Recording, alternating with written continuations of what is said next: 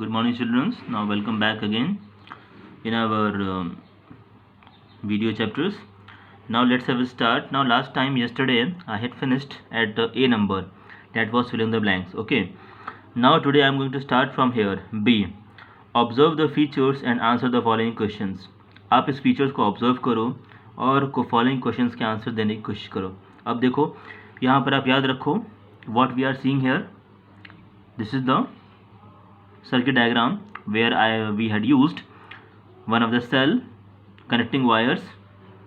This is the all pin, okay, and this is the bulb, okay. Now let's have a see what the question they are going to ask to us. Turn over the page, all of you.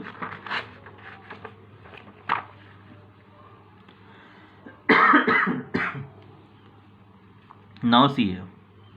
The first question which they are going to be asked, that was, will the bulb glow in the circuit shows in the figure? Explain. क्या bulb glow करेगा? मेरा answer है no, because the circuit is open. Because the circuit is open. देखो बच्चों, this was the circuit, okay. Right now this all pin is required to be touch here. ये all pin जब यहाँ पर touch होगी तब जाकर के सर्किट कंप्लीट होगा और तब जाकर के ये बल्ब ग्लो करेगा. लेकिन अभी ये ग्लो नहीं कर रहा. क्यों नहीं कर रहा? क्योंकि यहाँ से करंट आ तो रहा है, पॉजिटिव टर्मिनल है, यहाँ से करंट आ रहा है, लेकिन इसके आगे बढ़ नहीं पा रहा. इसके आगे बढ़ने के लिए हमें क्या चाहिए? कंडक्टर. और ये ऑल पिन क्या है? It is a good conductor, लेकिन ये इसके साथ टच में नहीं है. टच में नहीं है इसका मतलब सर्किट कंप्लीट नहीं है.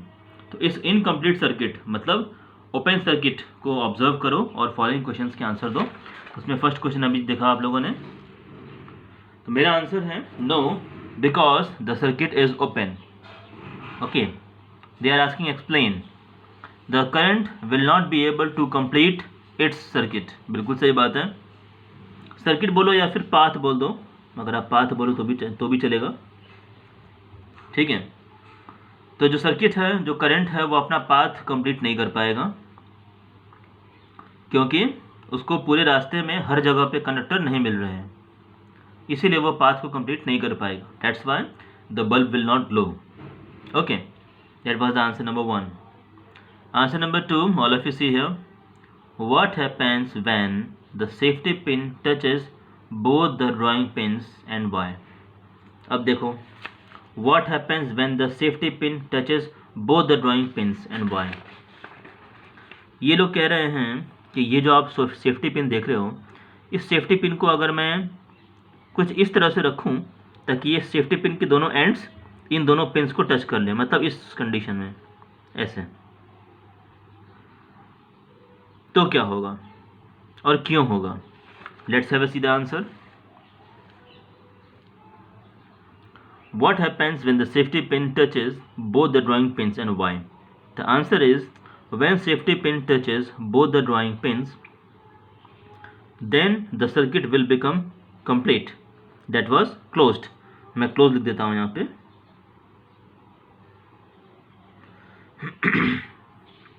And the current will flow. The bulb gets glow. Current flow कर जाएगा और बल्ब ग्लो कर जाएगा. भाई, बल्ब का ग्लो करना तो इस बात पे डिपेंड करता है कि करंट फ्लो कर रहा है या फिर नहीं कर रहा, और करंट का फ्लो होना इस बात पे डिपेंड करता है कि सर्किट कंप्लीट है या फिर नहीं है. ठीक है बच्चों. Now see third question. What happens when the safety pin is not in contact with one of the drawing pins and why.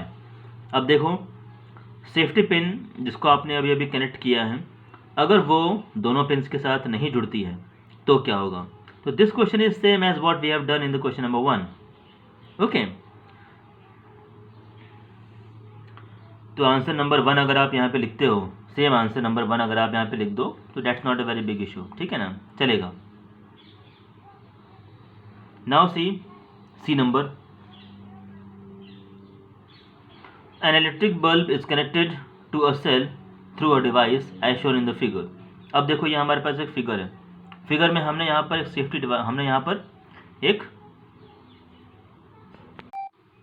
देखो यहाँ पे इन लोग पूछ क्या रहे हैं आपसे, an electric bulb is connected to the cell through a switch as shown in the figure. अब देखो फिगर में तो मुझे कहीं स्विच दिख नहीं रहा, लेकिन शायद इन लोगों को लग रहा होगा कि शायद यही स्विच है। Okay, because this will work as a circuit breaker. ठीक है, now see when the switch is brought in on position, switch को जब आपने ऑन किया, the bulb does not glow, ये जो बल्ब है उसको ग्लो होना चाहिए था, लेकिन ये ग्लो नहीं हुआ।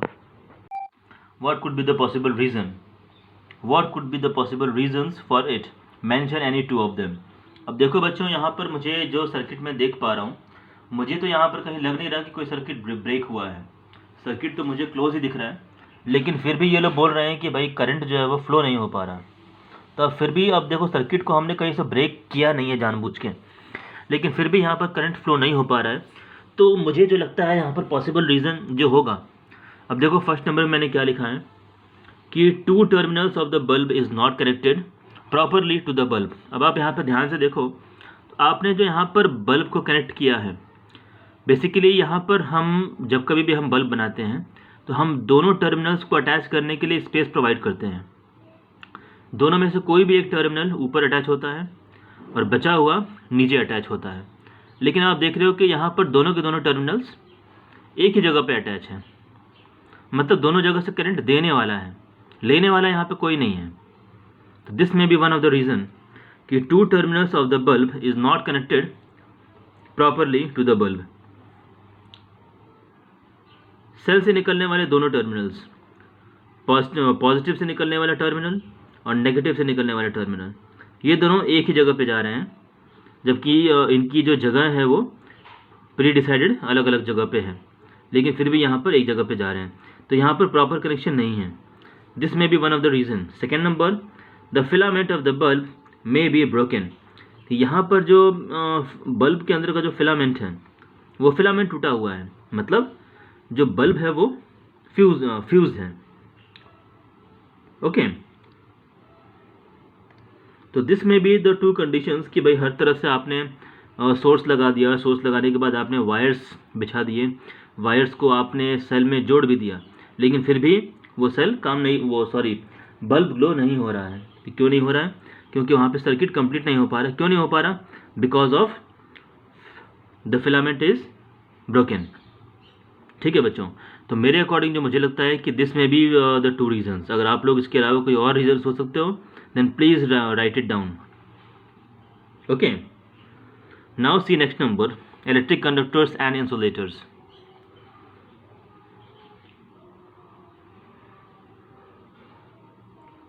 All of you see here, electric conductors and insulators.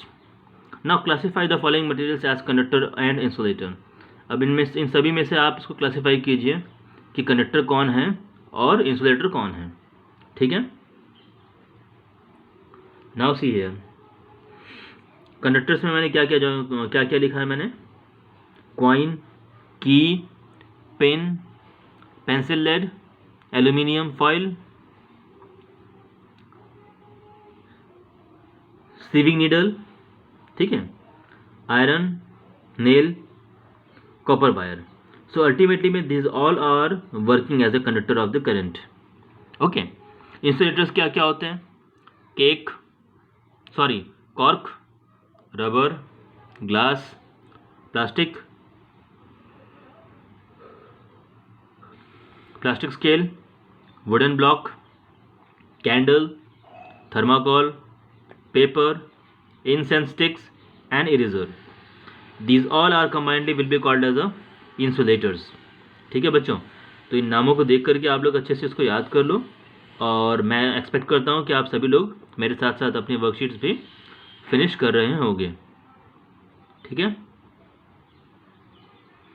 Now let's have start next one. Please turn over the page.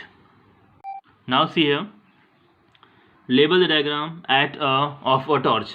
यहाँ पर एक टॉर्च का डायग्राम बना हुआ है और आपको इसको लेबल करना है। Now see what is this? This is the bulb, this is the bulb. ये क्या है? This is the reflector.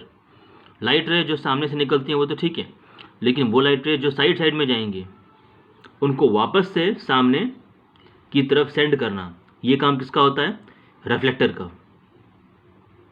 ठीक है। आउटर बॉडी, ये आप देख रहे हो, this is the outer body of the cell, sorry torch, torch की आउटर बॉडी है, this is the outer body. ये क्या है? This is the switch, also known as circuit breaker. ये सर्किट को ब्रेक करने का काम करता है। ठीक है। These are the two cells. Combinedly, these will be called as a battery. Conductor, यहाँ पर आप देखते हो पीछे, जैसे जब कभी भी आपको सेल्स अंदर डालने होते हैं तो उन सेल्स को अंदर डालने के लिए आप पीछे एक चूड़ी के फॉर्म में हमारे पास एक होता है घुमाने के लिए, उसको आप घुमा करके खोलते हो, खोलने के बाद सेल उसमें डालते हो और डालने के बाद वापस आप उसको बंद कर देते हो। ठीक है। उसमें एक स्प्रिंग लगा होता है, वो स्प्रिंग अल्टीमेटली में टॉर्च के अंदर के सर्किट को कंप्लीट करने के लिए होता है। ठीक है। That was the conductor. Okay, now see objective type exercises, multiple choice question. देखो बच्चों, choose from the options A B C D the future which shows the correct direction of current, sorry the figure which shows the correct direction of the current. अब देखो यहाँ पर आपको 4 figure दे दिए हैं, figure A B C D. ठीक है। चारों में से आपको पता लगाना है कि इन चारों में करेक्ट डायरेक्शन कौन है। अब देखो जैसे यहाँ पे 4 डायग्राम दिए हुए हैं, तो चारों में से कोई एक है जिसका डायरेक्शन उल्टा है। आप सभी लोग ये बात जानते हो कि पॉजिटिव टर्मिनल से हमेशा करंट निकलता है और नेगेटिव टर्मिनल में आता है। ठीक। तो पॉजिटिव टर्मिनल तो ये है, यहाँ से करंट जा रहा है और यहाँ से वापस आना चाहिए ना नेगेटिव में, तो देखो यहाँ पे जा रहा है, तो दिस इज नॉट राइट। यहाँ पर देखो पॉजिटिव से करंट आ रहा है और वापस जा रहा है कहाँ पे? नेगेटिव में। ठीक है ना। सी नंबर देखो, यहाँ से करंट जा रहा है, अरे भाई करंट तो वहाँ से जाएगा जहाँ पे सोर्स होगा, सोर्स तो यहाँ पे है, तो करंट जा कहाँ से रहा है?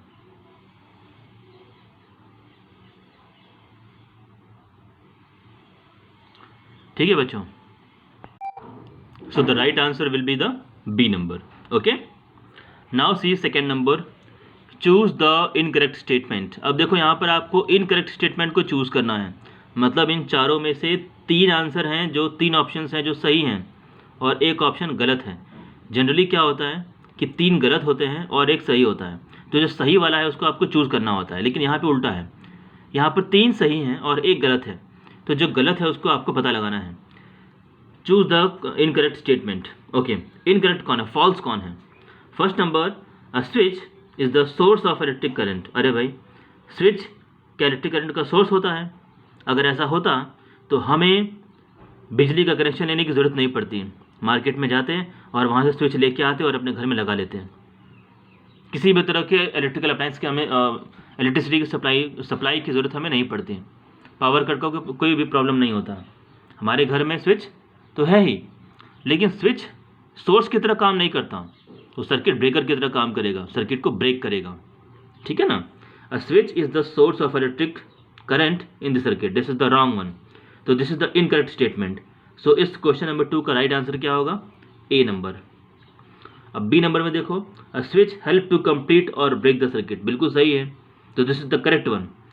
सी number, a switch help us to use electricity as per hour requirement, बिल्कुल सही बात है।